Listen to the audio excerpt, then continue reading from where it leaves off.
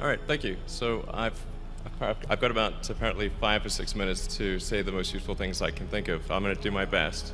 Um, the and it was suggested that I distill things down to three items. I think I'll go with four, and I'll try. I think these are pretty important ones. Some of them are going to sound like, well, you've heard it before, but it's worth re-emphasizing. I think the first is you need to work, depending upon how well you want to do, and particularly if you're starting a company, you need to work super hard. So what does super hard mean? Well, when my brother and I were starting our first company, instead of getting an apartment, we just rented a small office and we slept on the couch. And we showered at the YMCA, and we're so hot up we had just one computer. So the website was up during the day, and I was coding at night, 7 days a week, all the time.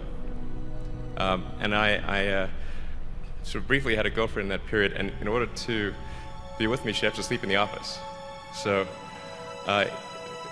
work hard, like I mean, every waking hour. That's the thing I would say, particularly if you're starting a company.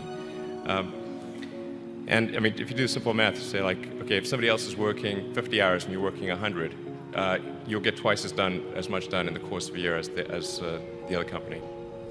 The other thing I'd say is that if you're creating a company or if you're joining a company, the most important thing is to attract great people. So either join a group that's amazing, that you really respect, or if you're building a company, you've got to gather great people. I mean, all a company is a group of people that have gathered together to create a product or service.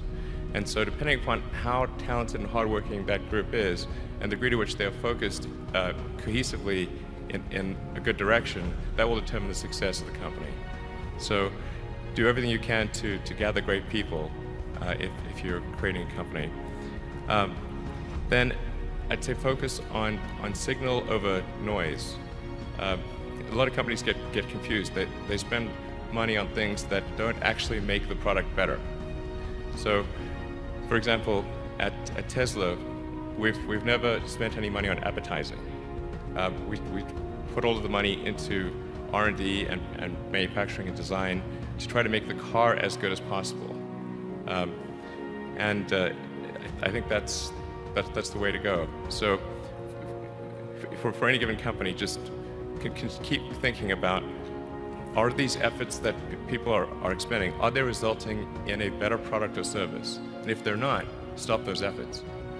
And then the final thing is to sort of don't just follow the trend. So you may have heard me say that it's good to think in terms of the physics approach, or first principles, which is, rather than reasoning by analogy, you boil things down to the most fundamental truths you can imagine, and you reason up from there. And this is a good way to figure out if something really makes sense, or if it's just what everybody else is doing. It's hard to think that way. You can't think that way about everything. It takes a lot of effort. But if you're trying to do something new, it's the best way to think. And that framework was developed by physicists to figure out counterintuitive things like quantum mechanics. So it's really a powerful method. Anyway, so that's, and then I think that the final thing I would encourage you to do is, now is the time to take risk.